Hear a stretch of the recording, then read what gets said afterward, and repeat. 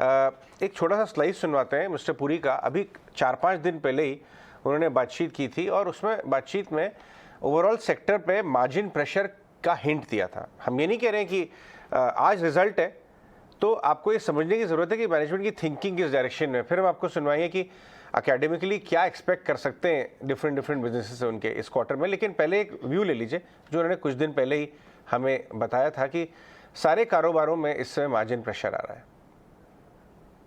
Inflation is unprecedented and there are a host of actions that are being taken by the industry and us, right from looking at cost efficiencies to creating newer formats, newer packs, and of course it's with a mix of pricing action.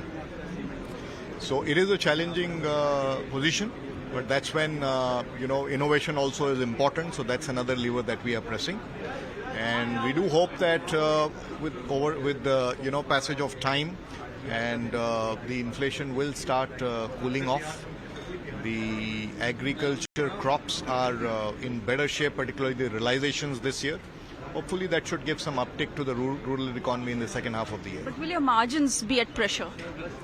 Margins in the consumer businesses, yes, we have many verticals. So if you're asking about consumer business, certainly it will be. With such inflation, industry is bound to be under pressure. I mean, that goes without saying. We have to just wait and watch and deal with the situation as it arises, because as you know that the situation is very uncertain. Nobody can really predict. So you have to be very agile and deal with it as the situation emerges. Buy smartly, bring in efficiencies, innovation, newer formats, newer packs. These are the levers that you Q4 के numbers report करने वाला है और वहाँ पे देखा जाए तो ओवरऑल रेवेन्यू ग्रोथ है वो double digit revenue growth expected है 12.3% की revenue growth, profit growth around 10% की एक्सपेक्टेड है।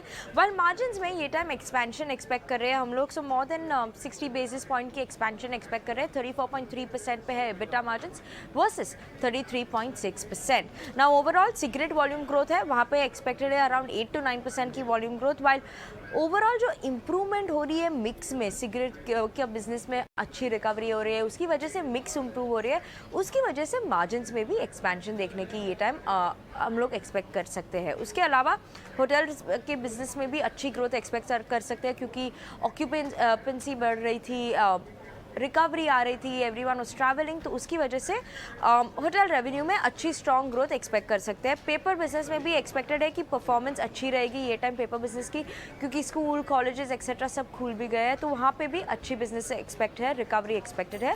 Agri business strong growth expected है ये टाइम, स्पेशली हायर एक्सपोर्ट्स की वजह से, तो ये एक फैक्टर है वॉच आउट करने के लिए।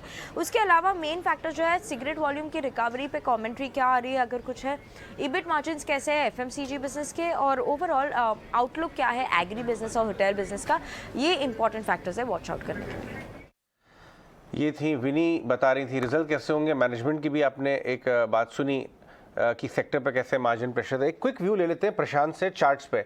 प्रशांत, आईटीसी 2 बार 220 से 270 का की जर्नी कर चुका है, वापस आ गया 265 पे। रिजल्ट और नो रिजल्ट चार्ट्स क्या बता रहे हैं? जी बिल्कुल, मुझे लग रहा है कि एक बार ये स्टॉक, काफी दिनों से मैं ये लेवल ट्रैक कर रहा हूँ और ये तो बहुत क्लियर है कि ये स्टॉक जिस दिन 275 के ऊपर क्लोज हो जाएगा ये बहुत तेज मोमेंटम देगा।